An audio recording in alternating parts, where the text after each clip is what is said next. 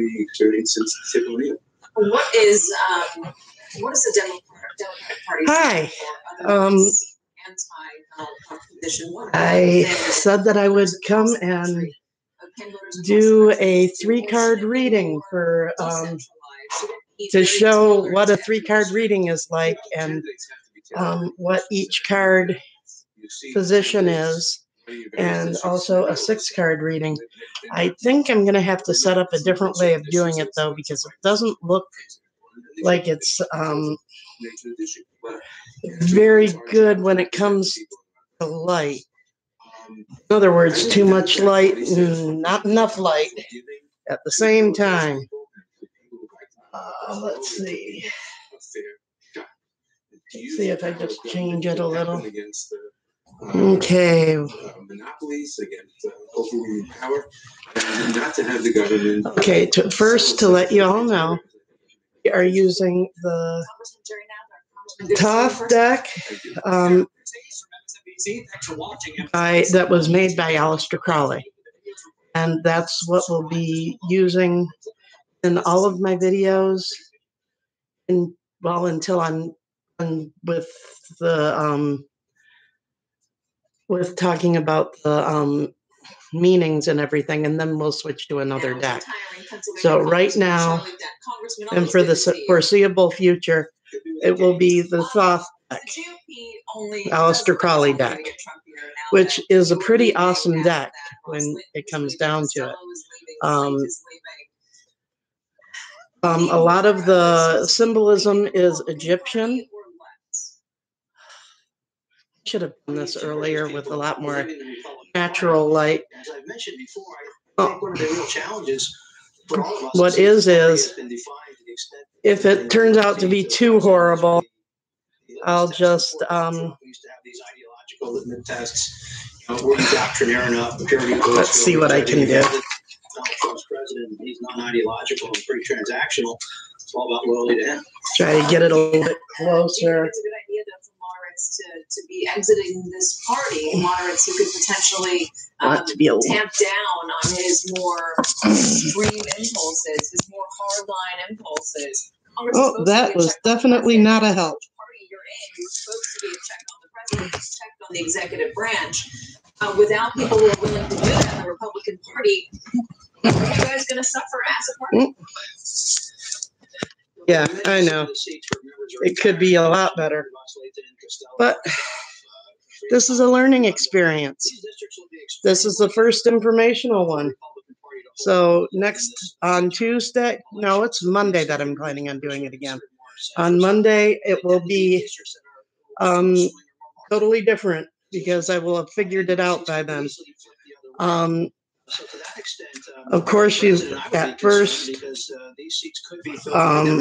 always shuffle the deck to make it so your energy is on the cards and you are putting it in the proper order. He is the president, and I've said that our job as members of Congress is to work with the president when he's on the right track. Check him when he's going in the wrong direction and call him out if he's so spread out the cards. What happened in Western Pennsylvania in the and then when you're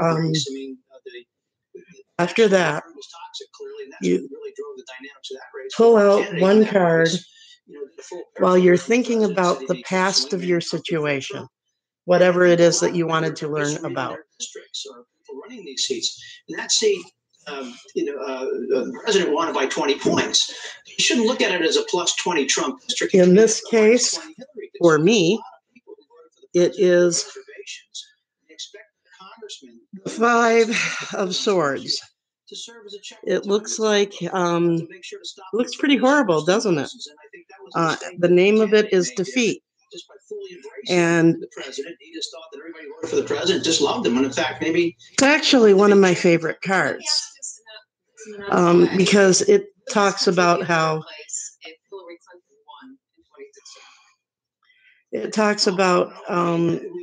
how control is an illusion. That you can't control anything past your own nose.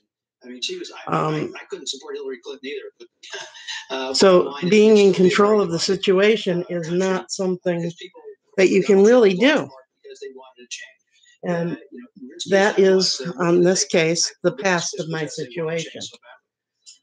Now I have to think about the current times of my situation. And I think about the current while I pull out another card. And there's a special thing about this deck. They changed some of the cards. This one in other decks is called Power, but in this one, it's called Lust. A capable administrator, obviously a physician, and I'm concerned. He was, doing. And the current of my situation is talking about living out every experience and truly experiencing all of the experiences in my life. And it's a challenge to do that. Sophisticated in how healthcare systems. And now I have to think about the future. Like I said, it's a 3-card spread, which is the past, the current, and the future. And I'm thinking about the future. In the community programs, and I want to see that trend continue. You want her to be, and it's the Queen of Cups. What I believe, Katie, is that we need. And this card is pretty special. It's talking about what you see is a reflection of beauty inside yourself, and it's always also talking about how things are a mystery, and the birth of an idea. So. We educated our veterans. We didn't create my 3-card spread for me. The past, not being in control of stuff. The current, which is telling me to let go and truly experience my situations and everything that comes to me. And my future, which is a mystery. Prosthetic limbs, service-connected issues, and that is a basic 3-card spread. No, they're not. We're moving them into the community, which is pretty much the simplest one, besides just drawing a card to contemplate on. This is the simplest one. I figured start out simple. We didn't call it privatization when we. So 3-card spread: past, current, future. Your favorite. Education. That was the right way to go. I said I would also do a 6-card spread. Now, I got to pretend when it comes to doing a 6-card spread. The reason why I need to pretend is because to truly do a 6-card spread, I need to have another person here. So I have to pretend there's another person. So I need to pretend I'm a different person. So I would shuffle it, and then I would be thinking about myself, just contemplating myself as I pull out a card. Reaching out to Latinos, Asian American, young people, LGBT community. And the other person would be thinking about inclusion. Not exclusion, addition, not subtraction. Themselves and contemplating themselves and pulling out a card. More difficult under Donald Trump, for sure. Congressman Den, thank you very much. Hey there, Chris Hayes from MSNBC. Thanks for watching MSNBC. They go. Usually you would keep it face down until you're all done, so I should do that. So they just are opposed to each other. One is about the person. The first card for each person is them thinking about themselves and contemplating themselves.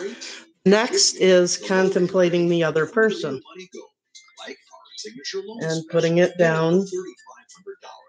And the other person would be thinking about the other person. So they'd be thinking about the first person. Here at MTV Daily, Stormy Daniels and her lawyer Michael Avenatti have grabbed and held the limelight in a way we haven't seen since, well. And then the next card would be thinking about the relationship between the two people and contemplating that. Does any of this strategy sound familiar? And the other person would do the same, thinking about the relationship. I'd rather not say. We'll disclose it at the appropriate time. At the appropriate time. I'm not going to answer that question. I'm not going to answer. I don't want to. And say then to be continued. We're just getting started. We're just getting started. We're just getting started. they would be turned over one at a time. I'm a pretty good poker player, and we're going to wait and see how this thing And plays this would out. be, We like to play our cards. like I said, them thinking about themselves. With me, it's We're going to get to the bottom of it. I'm not teasing anything. well, it doesn't really matter, does it? Because there wasn't another person. It's thinking about, for me, it's talking about basically me doing this. Going on a spiritual path inward. And that's part of why I'm doing the series. So, and the other person thinking about themselves. In this case, it is the Knight of Discs that the imaginary person pulled, which has to do with making plans after hard work. To endorse him during his 2008 run for president over Hillary Clinton. Me thinking about the imaginary person has to do with decisions that have to be made. And there doesn't look to be a right way to go. For a select few Democrats, like Ralph Northam in his competitive race for Virginia. And the imaginary person picked out the first card in the deck, which is the Fool, which is a pretty interesting card. And I could talk for an hour about this card, and I probably will when we get to the meanings. And then the relationship, me and from my perspective, me and imaginary person are just not going to make it. Because they're going to mess it up somehow and not communicate. And imaginary person has a better idea on things, though. Imaginary person thinks that we shall succeed. But, like I said, imaginary. So the 6-card spread is just thinking about yourself, thinking about the other person, and then thinking about the relationship. I picked these two to start out with because they are the simplest. Yeah, I'm not exactly dressed in, all the hippy dippy stuff. I'm sorry. But the reason why I chose these two spreads to start out with was basically to keep myself calm. It is important to be able to do specific spreads all the time that you can do quickly, and to have them in your mind what the positions are. When it comes down to it, anybody can make up a spread of their own. It's like if you look on the internet, you'll find tons and tons and tons of different types of readings. These were just two of them. I only plan on spending only two of the videos on spreads, simply because you can do anything. The next one I'm going to do is the Celtic cross, and the Celtic cross. You probably heard of it. It's the name Celtic cross is the most common spread there is. The thing is, there are several different meanings How do I mean this? You'll see a Celtic cross and it'll be the same, and everybody's doing the same amount of cards, the same configuration, but they don't necessarily have positions being the same things. Because there are quite a few different Celtic crosses that all look exactly the same. I will be showing you the one that I was taught.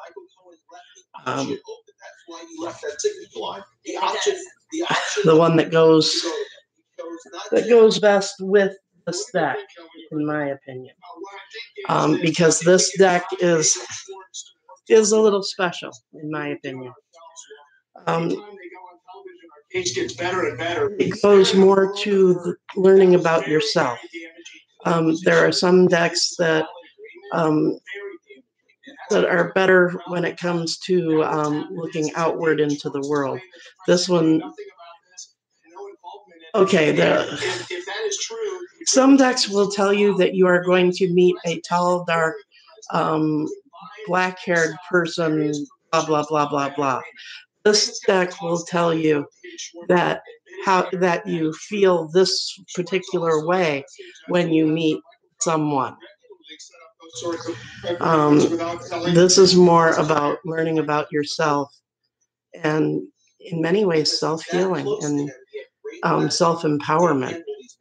I'm big with self-empowerment. That's why I also plan on doing a lot of self-empowerment videos. After this week, that's what my Thursday video is going to be about, generally, is self-empowerment and ways to make it to your goals. And